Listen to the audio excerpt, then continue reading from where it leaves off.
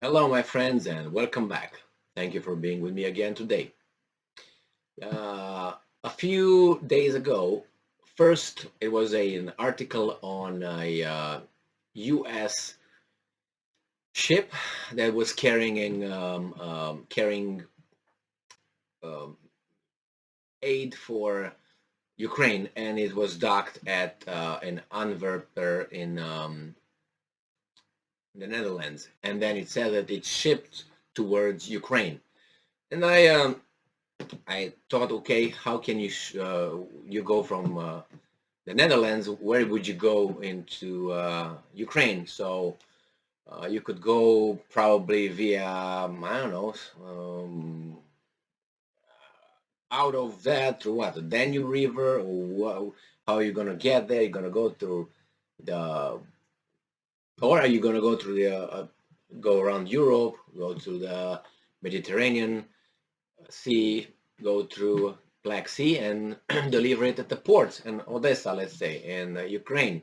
But then, as far as we know, those ports are blocked by the Russian Navy. So I was thinking, is this a provocation?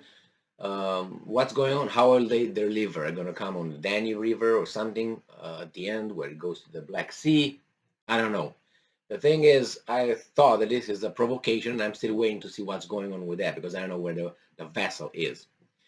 Another thing was a ship from Togo that tried to break the blockade of Russian blockade and tried to go to with civilian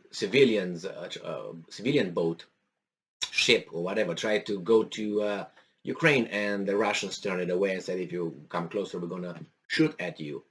So then it turned around. Now I know what kind of civilian vessel was that and why. Was it visiting Ukraine in the middle of a whatever it's over there? The Togo people did not know that it was a war over there, or what? Or it was something else. I don't know. But now, and I said, these are just attempts, like as I said, small steps. Like a bully doesn't want to go straight, boom, come and overpower you. If that bully is a little bit afraid, he's gonna start with slower demands, and if you don't smack them back, they're going to increase their demands, and then you're gonna look back and say, how in the hell I got to this point where he demands this out of me?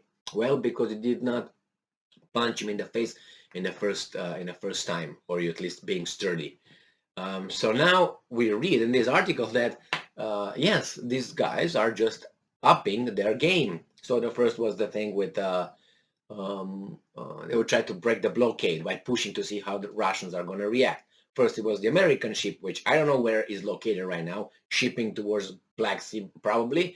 The other one with Togo made straight contact with the Russians, turned around, and now we find out one of the main actors of this Ukraine-Russian war or operation, however you want to call it, and that's UK, is going to do something even worse. And I expected this, and I already mentioned it in my past video, that this is going to be the next thing when these guys are going to send their ships, and not only ships, they are over there, but they will try to probably, you know, uh, escort some ships over there into Ukraine and see how that plays out. That's exactly what seems to be happening in the future, near future. So this article I have it from the New Voice of Ukraine from May 24th, 2022, and this is the title: UK mulling option of escorting Ukraine grain vessels from ports in Black Sea, breaking Russian blockade. So that means that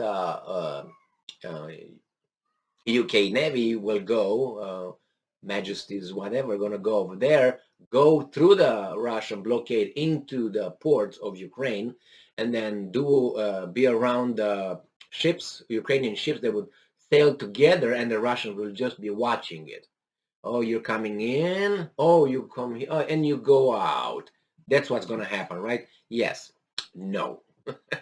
All right, so it says here, according to the media report, UK Foreign Secretary Liz Truss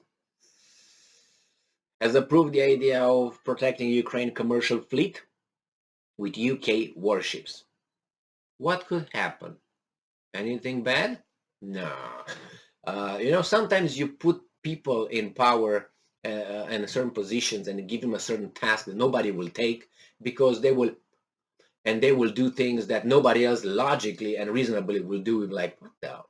But they do it because they don't know or they don't care. Like you had, for instance, George W. Bush, who said, people said, my God, he made so many mistakes with Iraq and Afghanistan. Those were mistakes, and they were not mistakes. Those were not mistakes. He did what he was supposed to do.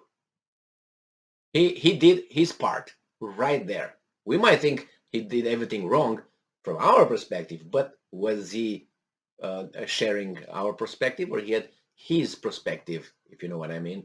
So yeah, the same here with Truss. He comes with ideas that people say, okay, and what next? What next? And she thinks the Russians will not do anything, or she thinks that if they do, we're going to destroy them. Conventionally only. Russians, you are supposed to fight only conventionally. Only with conventional armament. No, no, no, no. Okay, so this is her view. And besides, you guys are closer. I'm far away, so good luck to you. So, however, to deploy some of its fleet in the Black Sea, closer to the port city of Odessa, the UK will have to negotiate with Turkey. So that's the problem, negotiation with Turkey. Not the Russians are waiting over there with their fleet and their rockets. We don't even take them, because the problem is Erdogan now, because he has to agree. Is that really? Or maybe they say, well, maybe the bad weather will prevent us for a while to go there. So nothing else stands in and everything was analyzed and right there. But the main thing, no, it's Jesus. All right. So which closed so Turkey, which closed the Bosphorus Straits to all military vessels at the beginning of Russian invasion to Ukraine. Well, we'll see. Under the Montreux Convention, an international legal code for regulating the sea straits, Turkey has the right to deny passage through the straits to warship if it deems it necessary. Well, they're going to argue it's not deemed necessary, and we are the good people, and you have to let us go. You don't let only the bad people go through, which is the Russians, okay, and the Chinese. That's it. We are the good people. Let us through. That's what's going to happen. All right. So we got here earlier, the Lithuanian government came up with the idea of creating a logistical channel for exporting Ukrainian grain. Gabrielius Landsbergis, Lithuania's foreign minister, Landsbergis, that's his name. Gabrielius Landsbergis. Lithuania's foreign minister proposed holding a maritime military operation to break the Russian blockade of Ukraine's ports and the Ukrainian commercial fleet. Now I wonder, how many military ships does Lithuania have, Mr. Landsbergis? You come and you come with options, you come up with the idea, but where is you? Where is your role in this? Just with the idea? You're the thinker, and everybody else is going to be dying and fight for that? Obviously. So thank you very much, Lithuania, for you proved again that you're a very deep thinker. Thank you, as in America say, Captain Obvious.